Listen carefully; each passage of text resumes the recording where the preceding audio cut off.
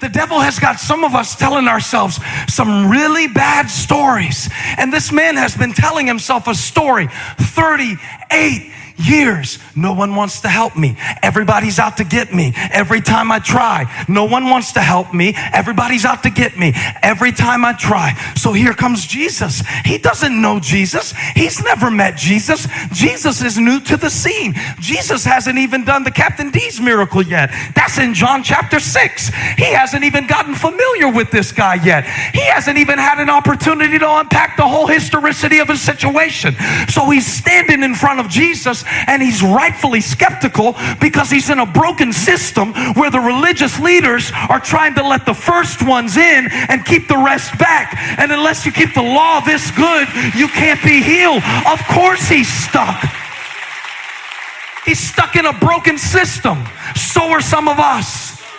He's stuck in a bad story, and so are some of us. And we've inserted verses that aren't even there to explain why we are the way we are. We think it's our job to suffer.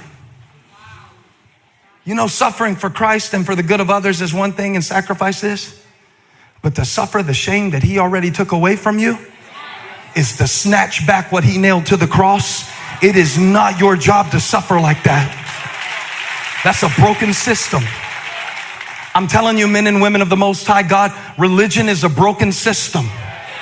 That's why Jesus went for one, to show you this is a relationship. I want to deal with you one-on-one. I want to speak to you like a person, not like you're some kind of project, not like you're some kind of defect.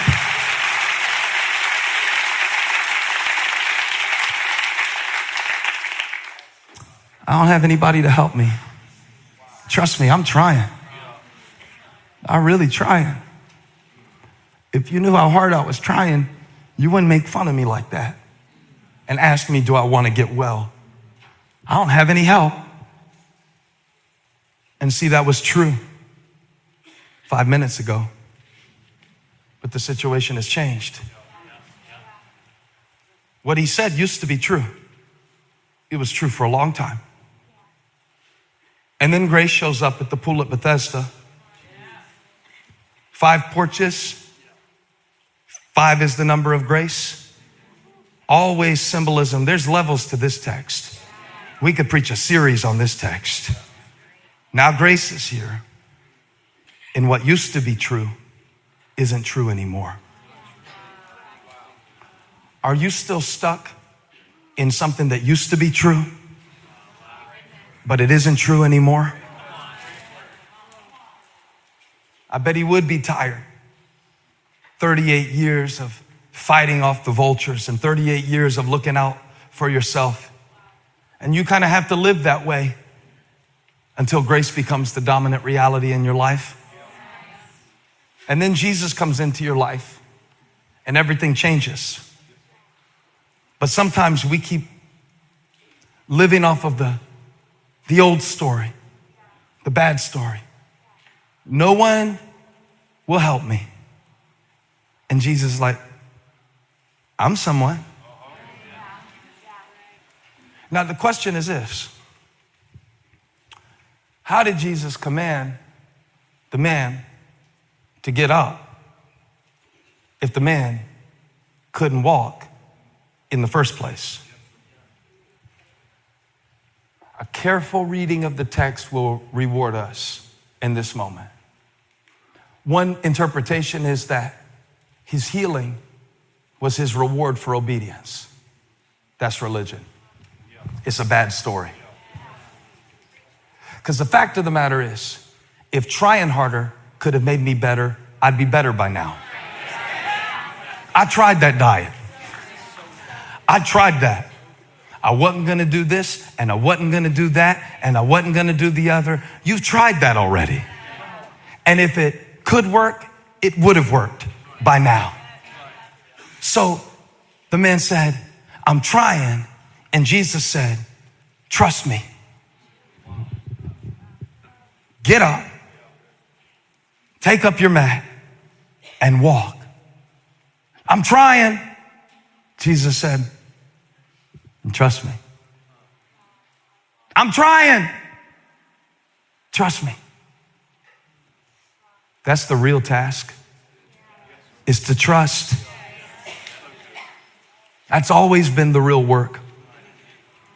John chapter 5 isn't a text about being lazy. Come on, get up, make up your bed, get on the treadmill, go get them, Tiger. This is your day. This is not a pep talk. This is a complete reversal of the systems of this world. It is a contrast of works and grace. That's why it had to happen on the Sabbath. The moment that he picked up his mat, he was doing work. And the moment that he was doing work, it made everybody who was in power mad because he wasn't supposed to do work. The whole reason that Jesus showed up for one person was that he wanted to overturn an entire system. There is one situation in your life right now that God is trying to use. And by addressing this situation, I promise you, it's going to change the whole system. Because up until this point, you've been trying. I'm trying to love God. I'm trying to pray more. I'm trying to read my Bible. I'm trying to eat my broccoli. I'm trying to be a nice person. I'm trying to be kinder. I'm trying to do better. And God said, I see you trying. Will you trust me? Will you trust me enough to get up when you feel like you can't get up? To praise me when you don't feel like you want to praise me? Do you trust me enough? I know you've been trying, but do you trust me? This is a trust moment. This is a trust decision.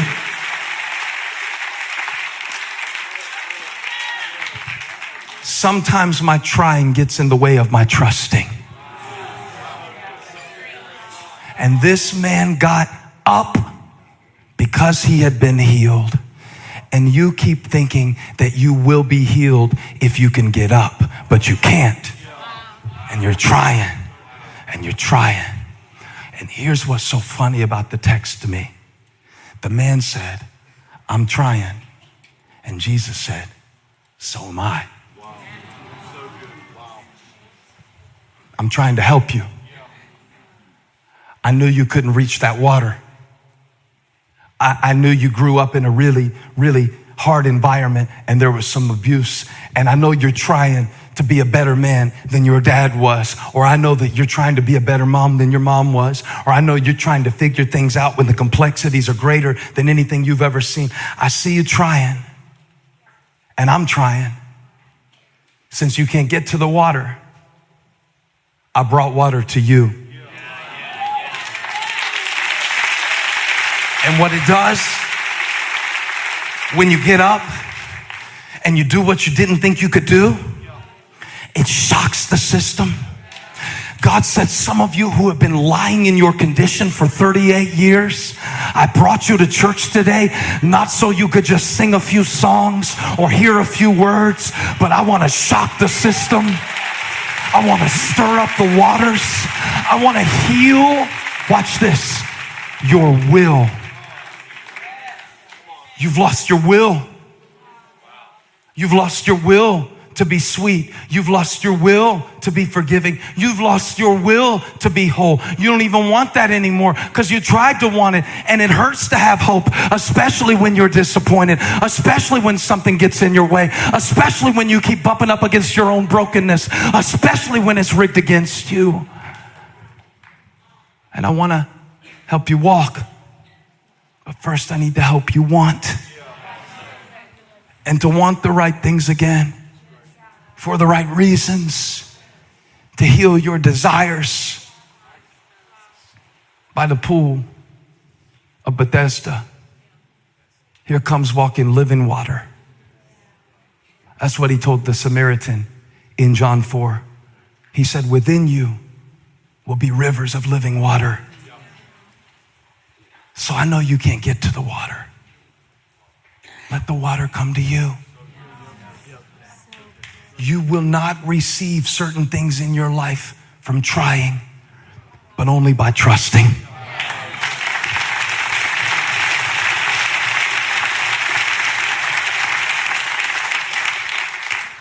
Dan, we were at a pool 7 or 8 years ago, and Elijah wanted to swim, and we went down there as a hotel pool. and it had that hotel pool smell, but we went in anyway. He was, I guess at that point, 7 years old, so I had to get some energy out. So we got in the pool. As soon as we got in, the doors busted open. The hotel manager said, "Hey, sir, I advise you to get out of that pool." I said, "Why?" It's like the middle of the day. I'm like, stupid hotel rules. You know, I'm not one to really like stupid rules. I'm like, it's the middle of the day. There's nobody here. I am a registered guest. And by the time I'm in the middle of my imaginary speech, I'm usually nice externally. It's just what happens on the inside that makes me go to hell. But I said, about the time I was about to say what I was about to say, he said, "We just shocked it."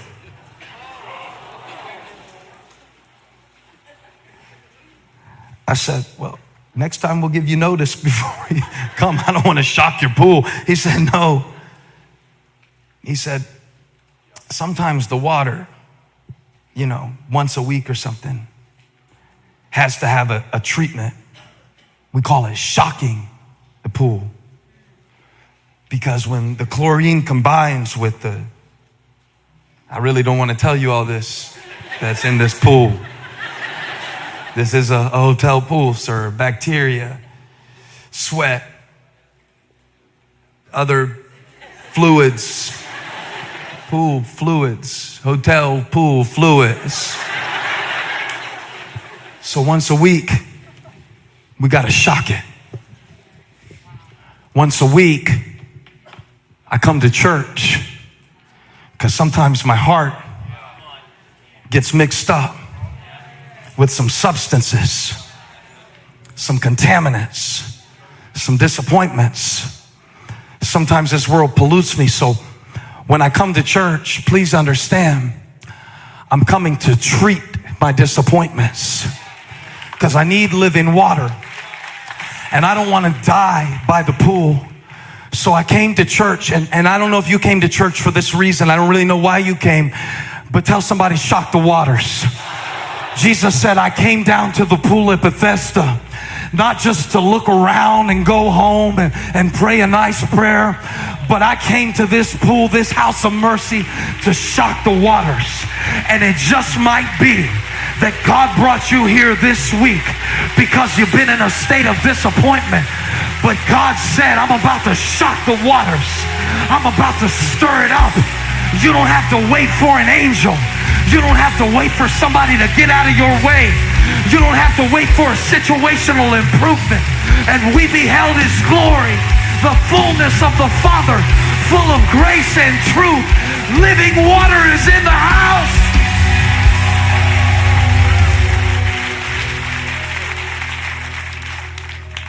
Trust me. I'm trying to bless you. I hear the voice of the Lord. Trust me. I'm trying to help you raise those kids. Trust me.